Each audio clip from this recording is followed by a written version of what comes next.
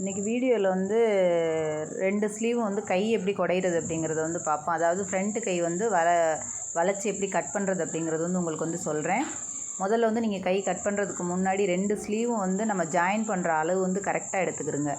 கரெக்டாக எடுத்ததுக்கப்புறம் நமக்கு எந்த அளவு குடஞ்சி வெட்டணுமோ, அதாவது மேலேருந்து ஒரு 1/4 இன்ச்சு அளவு, சென்ட்ரு வந்து ஒரு 3/4 இன்ச்சு அளவு, லென்த்து வந்து நான் வந்து இதில் வந்து எனக்கு ஒரு 6 இன்ச்சு அளவு வந்திருக்கு.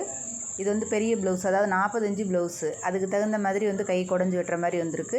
நீங்கள் வந்து எந்த அளவுக்கு வந்து ப்ளவுஸ் எடுத்துருக்கீங்களோ அதுக்கு அந்த அளவுக்கு வந்து குடஞ்சி வெட்டிக்கிறங்க. இப்போ இதே மாதிரி குடஞ்சி வெட்டினதுக்கப்புறம் அளவு வந்து கரெக்டாக பார்த்துக்கிடுங்க. பார்த்துட்டு நீங்கள் வந்து ஜாயின் பண்ணிங்க அப்படின்னு சொன்னால் ஏத்தரக்கம் இல்லாமல் நீட்டாக வந்து ஜாயிண்ட் ஆகும். இது நமக்கு வந்து அதாவது சைடு பிடிக்கும்போது அப் அண்ட் டவுன் வர்றதுக்கு காரணமே முக்கால்வாசி நமக்கு வந்து கை ஒழுங்காக குடஞ்சி வெட்டாததுக்கு தான் காரணம்.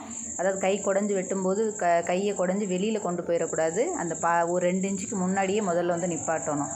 இதே மாதிரி நீங்களும் ட்ரை பண்ணி பார்த்துட்டு வீடியோ எப்படி வந்திருக்கு அப்படிங்கிறத கமெண்ட் பண்ணுங்கள். நன்றி. நெக்ஸ்ட் வீடியோவில் பார்க்கலாம்.